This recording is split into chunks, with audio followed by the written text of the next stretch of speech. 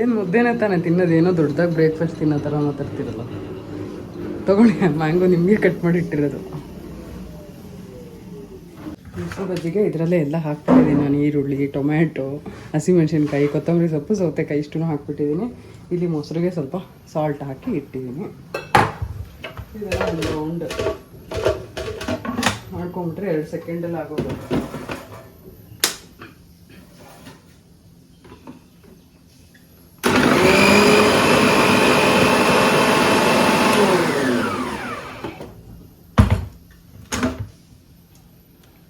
Ready ಆಗೋಯ್ತು.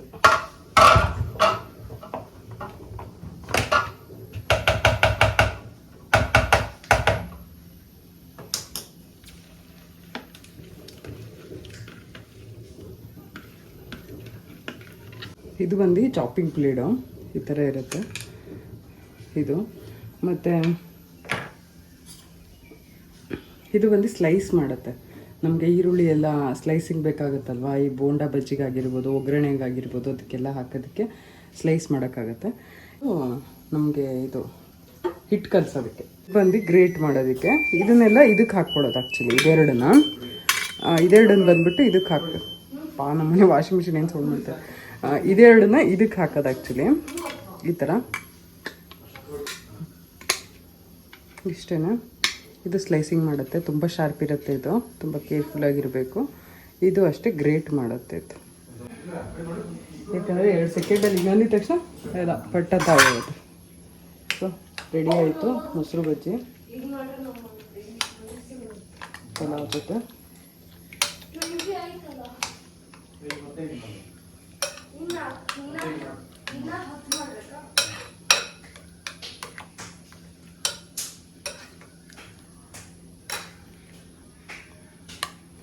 Raita ready ಆಯಿತು.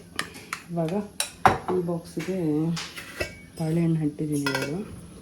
ಇವಾಗ ಇದಕ್ಕೆ ಮೊಸರು ಬಜ್ಜಿ ಹಾಕ್ತೀನಿ.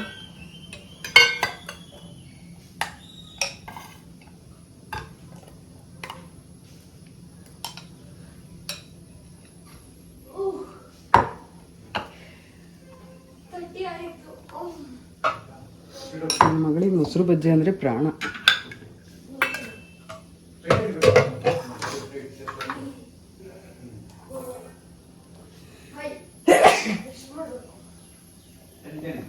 ಹಂಗಾಗಿ ಅವಳಿಗೆ ಒಂದು ಸ್ವಲ್ಪ ಜಾಸ್ತಿ ಮಾಡಿಟ್ಟಿದ್ದೀನಿ.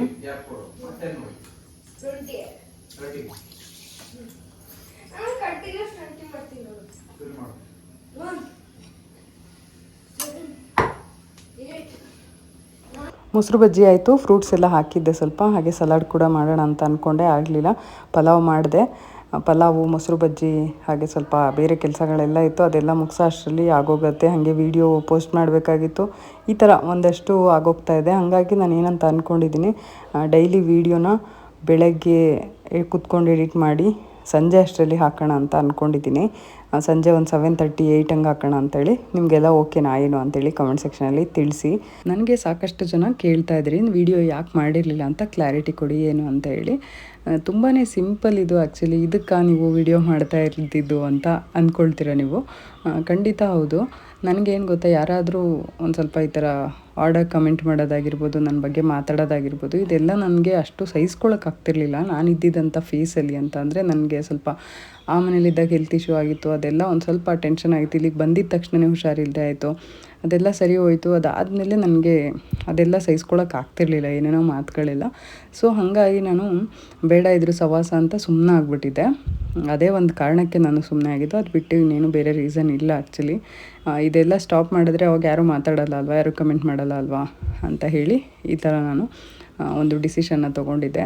ಅದಾದಮೇಲೆ ಅನ್ನಿಸ್ತು, ಈಗ ಯಾರಿಗೂ ಕಮೆಂಟ್ ಮಾಡೋರಿಗೆ ಯಾರಿಗೂ ನಾನು ಒಳ್ಳೆಯವಳಾಗಿ ಅಥವಾ ಕೆಟ್ಟೋಳಾಗಿ ಏನು ಯೂಸು. ಮಾತಾಡಬೇಕು ಅಂತ ಇರೋರು ಎಲ್ಲದಕ್ಕೂ ಮಾತಾಡ್ತಾರೆ. ಏನಾದರೂ ಮಾತಾಡ್ತಾರೆ. ಏನೇ ಕಮೆಂಟ್ ಬಂದರೂ ಬ್ಲಾಕ್ ಮಾಡಿ ಬಿಸಾಕ್ಬಿಡೋಣ, ಇಲ್ಲ ಹೈಡ್ ಮಾಡಿಬಿಡೋಣ. ಏನು ಮಾತಾಡೋದೇ ಬೇಡ. ಎಲ್ಲ ವಿಷಯದಲ್ಲೂ ಸೈಲೆಂಟ್ ಆಗಿರೋಣ. ನಂದೇನಿದೆ ನಾನು ಅದನ್ನು ಮಾಡ್ಕೊಂಡು ಹೋಗೋಣ ಅಂತ ಅಂದ್ಕೊಂಡಿದ್ದೀನಿ. ಹಾಗೆ ಒಂದು ಕಮೆಂಟ್ ನೋಡಿದೆ ನಾನು. ಅವರು ಏನಂತ ಕಮೆಂಟ್ ಮಾಡಿದರು ಅಂದರೆ, ನನಗೆ ಎಲ್ಲರೂ ನನ್ನ ದ್ವೇಷ ಮಾಡ್ತಾರೆ ಅಂತ ಅನಿಸುತ್ತೆ ಅಂತ ಕಮೆಂಟ್ ಮಾಡಿದರು. ಯಾಕೆ ಈ ಥರ ಅನಿಸುತ್ತೆ ಅಂತೇಳಿ. ಆ ರೀತಿಯಾದಂಥ ಆಲೋಚನೆಗಳಿಗೆ ನೀವು ಸಮಯನ ಕೊಟ್ಟಾಗ ಇನ್ನೂ ಜಾಸ್ತಿ ಆಗ್ತಾ ಹೋಗುತ್ತೆ ಆ ಥರ ಯೋಚನೆಗಳು. ಹಾಗೆ ಹಾಗಾಗಿ ನೀವೇನು ಮಾಡಬೇಕಂದ್ರೆ ಬೇರೆ ವಿಷಯದಲ್ಲಿ ಕಾನ್ಸಂಟ್ರೇಟ್ ಮಾಡಿ. ನಾನಿವಾಗ ಒಂದಷ್ಟು ಗ್ಯಾಪ್ ತೊಗೊಂಡಲ್ಲ, ಆ ಟೈಮಲ್ಲಿ ಯೋಚನೆ ಮಾಡಿ ನಾನು ಡಿಸೈಡ್ ಮಾಡಿದ್ದು ಅದೇ ಥರನೇ. ನಾನು ಫುಲ್ಲು ಬ್ಯುಸಿ ಆಗಿಬಿಡ್ಬೇಕು ಕಂಪ್ಲೀಟಾಗಿ. ಆವಾಗ ನನಗೆ ಈ ಥರ ಯಾವ ಯೋಚನೆಯೂ ಬರೋಲ್ಲ ಅಂತ ಅನ್ನಿಸ್ತು ನನಗೆ. ಅದನ್ನೇ ನಾನು ಫಾಲೋ ಮಾಡ್ತಾಯಿದ್ದೀನಿ. ನೀವು ಕೂಡ ಅದೇ ಮಾಡಿ. ಏನಾದ್ರು ಹಾಬೀಸ್ನ ಕ್ರಿಯೇಟ್ ಮಾಡ್ಕೊಳ್ಳಿ, ಬರೆಯೋದು ಅಥವಾ ಚಿತ್ರ ಬರೆಯೋದು ಅಥವಾ ಇದು ಏನಪ್ಪ ಕ್ರೋಶೆಟ್ ಮಾಡೋದು, ಈ ಥರ ಏನಾದರೂ. ನಾನು ಆ್ಯಕ್ಚುಲಿ ಕ್ರೋಶೆಟ್ ಮಾಡ್ತೀನಿ, ಒಂದು ಸ್ವಲ್ಪ ಬರೀತೀನಿ, ಹಾಗೆಯೇ ಯೂಟ್ಯೂಬ್ ಮಾಡ್ತೀನಿ, ಯೂಟ್ಯೂಬ್ ವೀಡಿಯೋ ಎಡಿಟ್ ಮಾಡೋದು, ಇದ್ರ ಬಗ್ಗೆ ಸ್ವಲ್ಪ ಜಾಸ್ತಿ ಕಾನ್ಸಂಟ್ರೇಟ್ ಮಾಡ್ತಾಯಿದ್ದೀನಿ. ಹಾಗೆ ಮನೇಲಿ ಅಡುಗೆ ಮಾಡೋದು, ಈ ಥರ ನಿಮ್ಮ ಸಮಯನ ಕಳೀರಿ.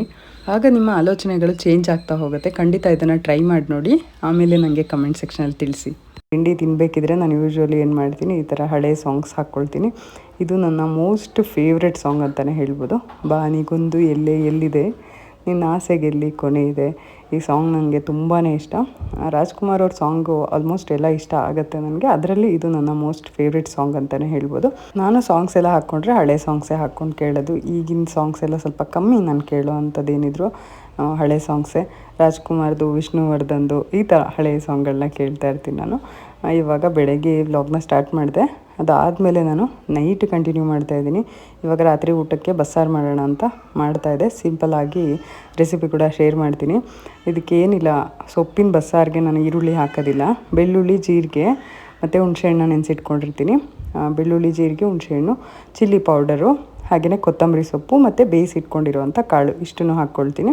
ಸ್ವಲ್ಪ ತೆಂಗಿನಕಾಯಿ ತುರಿ ಕೂಡ ಹಾಕ್ಕೊಳ್ತೀನಿ. ಖಾರ ರುಬ್ಲಿಕ್ಕೆ ಇಷ್ಟ ಹಾಕ್ಕೊಳ್ತೀನಿ. ಅದಾದಮೇಲೆ ಇದೇನು ಕಟ್ಟು ಇಟ್ಕೊಂಡಿರ್ತೀವಲ್ಲ ರಸ, ಅದಕ್ಕೆ ರುಬ್ಬಿರೋ ಅಂಥ ಒಂದು ಖಾರನ ಹಾಕಿಬಿಟ್ಟು ಹುಣಸೆ ರಸ ಕೂಡ ಹಾಕಿ ರುಚಿಗೆ ಉಪ್ಪನ್ನ ಮ್ಯಾಚ್ ಮಾಡ್ಕೊಂಡಂದರೆ, ನಾವು ಬೇಯೋದಕ್ಕೆ ಆಲ್ರೆಡಿ ಸ್ವಲ್ಪ ಹಾಕಿರ್ತೀವಿ, ನೋಡಿಕೊಂಡು ಒಂದು ಸ್ವಲ್ಪ ಉಪ್ಪು ಹಾಕಿ ಚೆನ್ನಾಗಿ ಕುದಿಸಿ ಒಗ್ಗರಣೆ ಕೊಟ್ಟರೆ ಸಖತ್ತಾಗಿ ರೆಡಿ ಆಗುತ್ತೆ. ಈ ಕಡೆ ಪಲ್ಯ ಕೂಡ ಅಷ್ಟೇ, ಸ್ವಲ್ಪ ಒಗ್ಗರಣೆ ಕೊಟ್ಕೊಂಡ್ರೆ ಆಯಿತು. ಒಣಮೆಣ್ಸಿನ್ಕಾಯಿ, ಕರಿಬೇವು, ಈರುಳ್ಳಿ ಇದೆಲ್ಲ ಹಾಕ್ಕೊಂಡು ಒಗ್ಗರಣೆ ಕೊಟ್ಕೊಂಡ್ರೆ ರೆಡಿ ಆಗಿಬಿಡುತ್ತೆ. ನಾನಿವತ್ತು ಸಬ್ಬಸಿಗೆ ಸೊಪ್ಪಿನ ಬಸ್ಸಾರು ಮಾಡಿದ್ದೆ.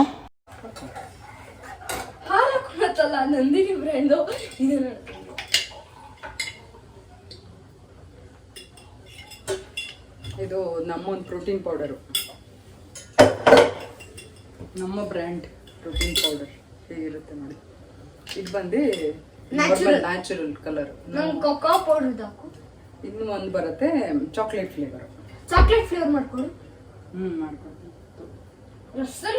ಮಾಡ್ಕೊಡಿಲ್ಲ. ಈ ಚಾಕ್ಲೇಟ್ ಫ್ಲೇವರ್ ಅಂತಾನೆ ಆಮರ್ಸ್ ತಿನ್ಸಿದಿರೋದು ನನಗೆ ಈಗ ಗೊತ್ತಾಗ್ತಿರೋದು. ಸಾಕು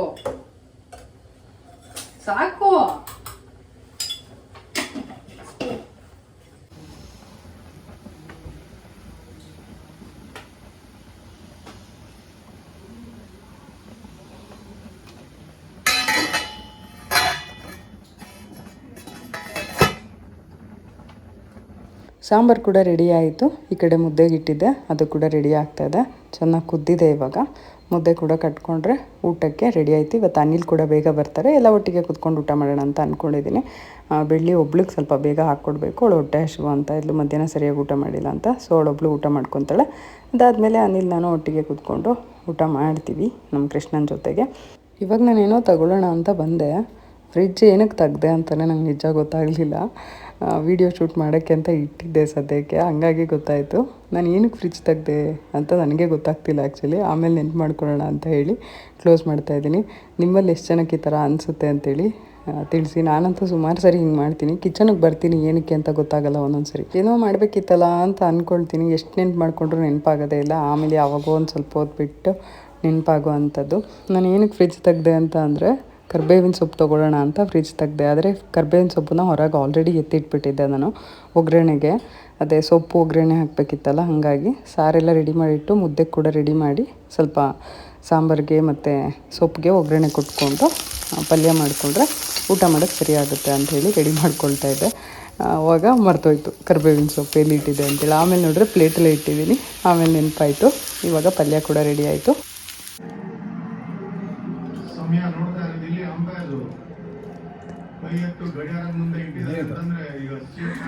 ಏನಿದು ಮುದ್ದೆ ಸಾರು ಪಲ್ಯ. ಇವತ್ತು ವಿಡಿಯೋ ಮಾಡಿಲ್ಲ, ಅದಕ್ಕೆ ಆ್ಯಕ್ಚುಲಿ ಇವತ್ತು ಮಾಡಿರೋದು ಬಸ್ಸಾರು, ಸೊಪ್ಪು ಸಾರು ಇದೆ. ಉಳಿದಿರೋದು ಖಾಲಿ ಆಗಲಿ ಅಂತ ಹಾಕಿದ್ಯಾ ಸೊಪ್ಪು ಸಾರು.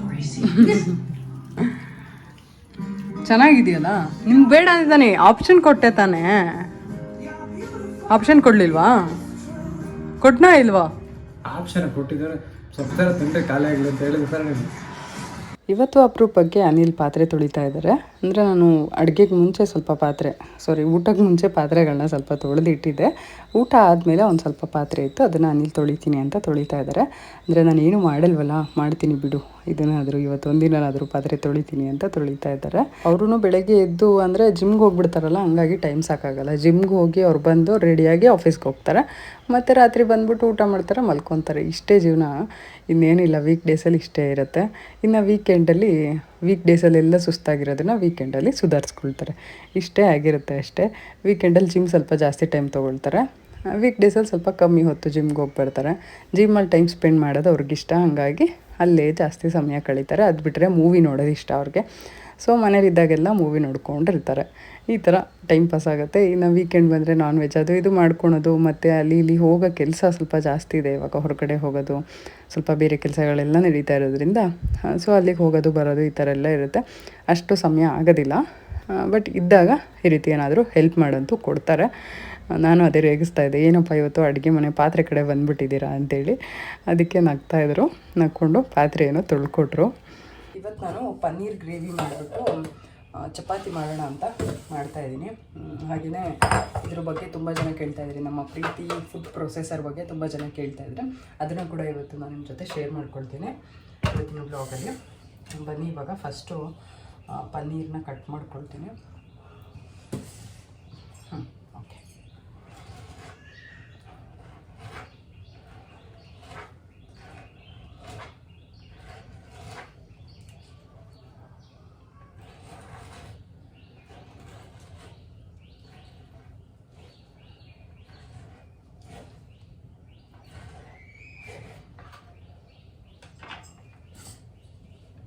ಶುಂಠಿ ಬೆಳ್ಳುಳ್ಳಿ ಹಾಕ್ಕೊಂಡಿದ್ದೀನಿ, ಸ್ವಲ್ಪ ಪೇಸ್ಟ್ ಮಾಡ್ಕೊಳ್ಳೋಣ ಅಂತ.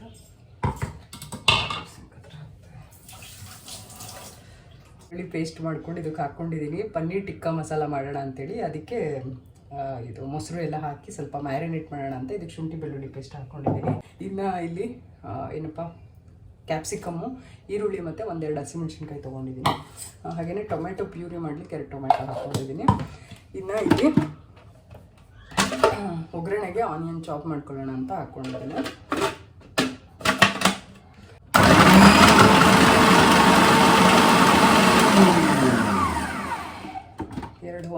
ಒಂದೆರಡು ಸೆಕೆಂಡ್ಗೆ ಪಟ್ ಅಂತ ಆಗೋಗುತ್ತೆ ಚಾಪಿಂಗು.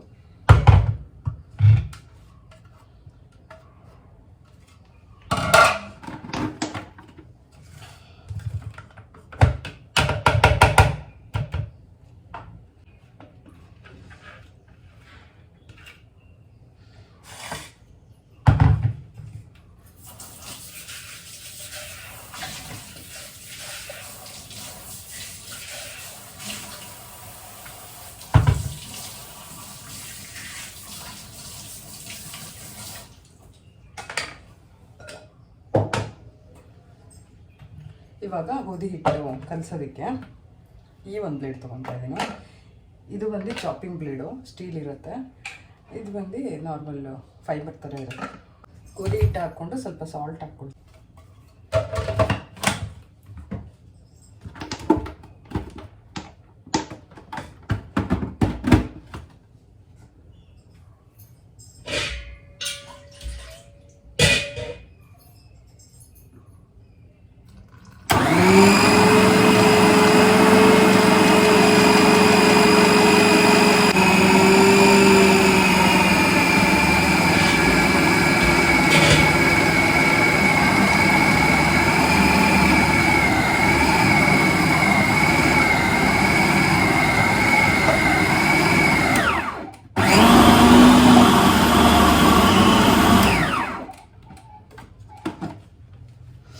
ಕೂಡ ರೆಡಿ ಆಯಿತು. ಇದಕ್ಕೆ ಸ್ವಲ್ಪ ಬೇಕಾದರೆ ನೀವು ಆಯಿಲ್ ಏನಾರು ಹಾಕ್ಕೊಳ್ತೀರಾ ಅಂದರೆ ಇದ್ರ ಜೊತೆಗೆ ಆಯಿಲ್ನ ಕೂಡ ಹಾಕ್ಬೋದು. ತುಂಬ ಸಾಫ್ಟಾಗಿ ರೆಡಿಯಾಗಿರುತ್ತೆ ನೋಡಿ. ಸೊ ಇವಾಗ ಮ್ಯಾರಿನೇಷನ್ಗೆ ಮಾಡ್ಕೊಳ್ಳೋಣ.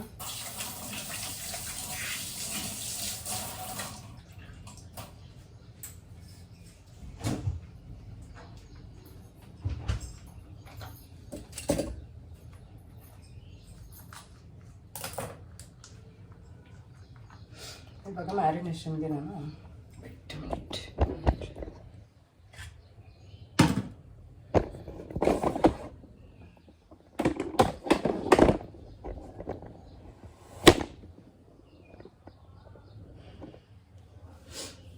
ಮೊಸರನ್ನ ಆ್ಯಡ್ ಮಾಡ್ಕೊಳ್ತಾ ಇದ್ದೀನಿ. ಅರಿಶಿನ ಪುಡಿ, ಧನಿಯಾ ಪುಡಿ, ಚಿಲ್ಲಿ ಪೌಡರ್, ಸ್ವಲ್ಪ ಜೀರಿಗೆ ಪುಡಿ, ಸಾಲ್ಟ್ ಕೂಡ ಹಾಕ್ಕೊಳ್ತಾ ಇದ್ದೀನಿ. ಪನ್ನೀರು ಕ್ಯೂಬ್ಸು, ಈರುಳ್ಳಿ ಮತ್ತು ಕ್ಯಾಪ್ಸಿಕಮ್ ಮತ್ತು ಒಂದೆರಡು ಹಸಿಮೆಣಸಿನಕಾಯಿ ಹಾಕ್ಕೊಂಡಿದ್ದೀನಿ. ದೊಡ್ಡದು ತೊಗೋಬೇಕಾಗಿತ್ತು. ಈ ಥರ ರೆಡಿಯಾಗಿದೆ. ಇದನ್ನು ಹಾಗೆ ಇಟ್ಟಿರೋಣ. ಇದನ್ನು ಕೂಡ ಅಷ್ಟೇ. ಇವಾಗ ಚಪಾತಿ,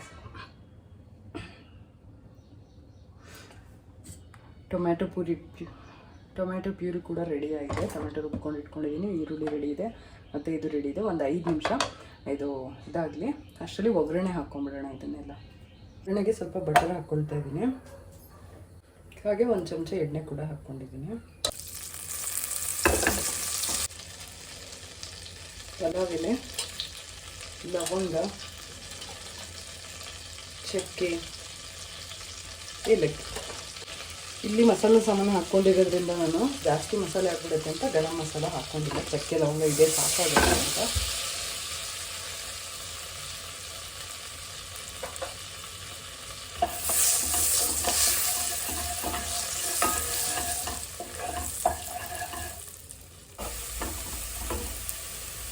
ಟೊಮ್ಯಾಟೊ ಸೇರಿಸ್ಕೊಳ್ತೀನಿ. ಬೇಯ್ಕೊಂಡ್ವಿ. ಇವಾಗ ನಾನಿಲ್ಲಿ ಮ್ಯಾರಿನೇಟ್ ಮಾಡಿರೋದನ್ನು ಸ್ವಲ್ಪ ಫ್ರೈ ಮಾಡ್ಕೊಂಡಿದ್ದೀನಿ. ಸ್ವಲ್ಪ ಎಣ್ಣೆ ಹಾಕ್ಬಿಟ್ಟು ಅಥವಾ ಬಟರ್ ಯಾವುದಾದ್ರೂ ಹಾಕ್ಬೋದು. ಇವಾಗ ಇದನ್ನು ಈ ಟೊಮ್ಯಾಟೊ ಪ್ಯೂರಿ ಏನು ಹಾಕಿದೆ ಅದ್ರ ಜೊತೆಗೆ ಸೇರಿಸ್ಕೊಳ್ತೀನಿ. ಸ್ವಲ್ಪ ಕಸೂರಿ ಮೇಥಿ,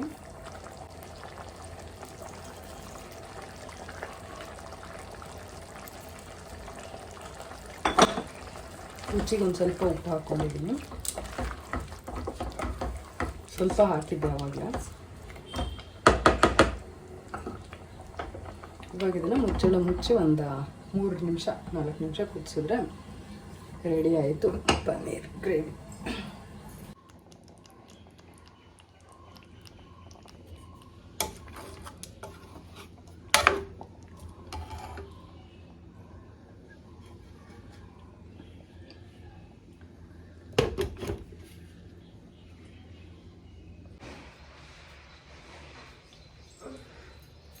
ಕೃಷ್ಣ ಇವಾಗ ತಾನೇ ಎದ್ದು ಬರ್ತಾ ಇದ್ದಾನೆ. ನಾನು ಆಮೇಲೆ ಇಬ್ಬರು ಟೆಂಪಲ್ಗೆ ಹೊರಟಿದ್ದೀವಿ. ರಾಯರ ಮಠಕ್ಕೆ ಹೋಗಲ್ವಾ ಕೃಷ್ಣ? ಗುರುವಾರ ಹೋಗ್ತೀವಲ್ಲ, ಹೋಗ್ತಾ ಇದ್ದೀವಿ. ನೋಡಿ ನಮ್ಮ ಕೃಷ್ಣ ಎದ್ದಿದ ತಕ್ಷಣ ಹಂಗೆ ಕೂತ್ಕೊಂಡ್ಬಿಟ್ಟಿದ್ದಾನೆ. ಹೇಳು. ಎದ್ದಿದ ತಕ್ಷಣ ಏನು ಮಾಡಬೇಕು? ದೇವ್ರ ಫೋಟೋ ನೋಡಬೇಕು, ಅದಾದ್ಮೇಲೆ ಬ್ರಷ್ ಮಾಡ್ಕೋಬೇಕು, ಆಮೇಲೆ ಕೂತ್ಕೋಬೇಕಪ್ಪ. ಅಪ್ಪ ಅಮ್ಮನೇ ದೇವರು. ಹೌದಾ? ತಿಳಿಸ್ಕೊಳ್ಳಿ. ಡೈಲಾಗ್ ಬಾಸ್ ಇದ್ದಾರೆ ಇಲ್ಲಿ. ಡಿ ಬಾಸ್ ಅಂದರೆ ಡೈಲಾಗ್ ಬಾಸ್ ಅಂತ ಇಡು. D boss. ಅಪ್ಪ ಅಮ್ಮ ನೋಡಿದ್ನ? ಹಾಂ, ಕೂತ್ಕೊಂಡು ಓಕೆ ಹೋಗೋಣ. ಬ್ಯಾಗು ಹಿಡಿ. ಹಾಂ, ನಾನು ಲಾಸ್ಟ್ ಟೈಮ್ ಪ್ರೀತಿ ಬಗ್ಗೆ ಮಾತಾಡಿದಾಗ ಅಂದರೆ ನಂಗೆ ತುಂಬ ಹೆಲ್ಪ್ ಮಾಡುತ್ತೆ ಅಂತ ಹೇಳಿದಾಗ ಸಾಕಷ್ಟು ಜನ ಅದ್ರ ಬಗ್ಗೆ ಇನ್ಫಾರ್ಮೇಷನ್ ಕೇಳಿದ್ರಿ. ಇವತ್ತಿನ ವ್ಲಾಗಲ್ಲಿ ಅದು ಹೇಗೆ ಯೂಸ್ ಆಗುತ್ತೆ ಅಂತ ಎಷ್ಟಾಗುತ್ತೆ ಅಷ್ಟು ತೋರಿಸಿದ್ದೀನಿ. ಲಿಂಕ್ನ ಕೂಡ ತುಂಬ ಜನ ಕೇಳ್ತಾ ಇದ್ರಿ. ನಾನು ಟ್ಯಾಗ್ ಮಾಡಿರ್ತೀನಿ ಫ್ಲಿಪ್ಕಾರ್ಟಿಂದ. ನಾನು ತೊಗೊಂಡಿರೋದು ರಿಲಯನ್ಸ್ ಡಿಜಿಟಲಲ್ಲಿ. ಅಮೆಝಾನ್, ಫ್ಲಿಪ್ಕಾರ್ಟ್ ಎಲ್ಲ ಕಡೆ ಸಿಗುತ್ತೆ, ನೀವು ಚೆಕ್ ಮಾಡ್ಬೋದು. ಇದರೊಟ್ಟಿಗೆ ಇವತ್ತಿನ ವ್ಲಾಗ್ನ ಕೂಡ ಮುಗಿಸ್ತಾ ಇದ್ದೀನಿ, ರಾಯರ ಮಠದ ಒಂದು ಕ್ಲಿಪ್ಪಿಂಗ್ ಒಟ್ಟಿಗೆ. ಇವತ್ತಿನ ಈ ಒಂದು ವ್ಲಾಗ್ ನಿಮಗೆ ಇಷ್ಟ ಆಗಿದ್ರೆ ಲೈಕ್, ಶೇರ್, ಕಮೆಂಟ್ ಹಾಗೂ ಸಬ್ಸ್ಕ್ರೈಬ್ ಮಾಡ್ಕೊಂಡು ನೋಡಿ, ಸಪೋರ್ಟ್ ಮಾಡಿ. ನಿಮ್ಮ ಒಂದು ಪ್ರೀತಿ ಪ್ರೋತ್ಸಾಹ ಯಾವಾಗಲೂ ಇರಲಿ ಅಂತ ಕೇಳ್ಕೊಳ್ತಾ ಬರಲಾ. ಬಾಯ್.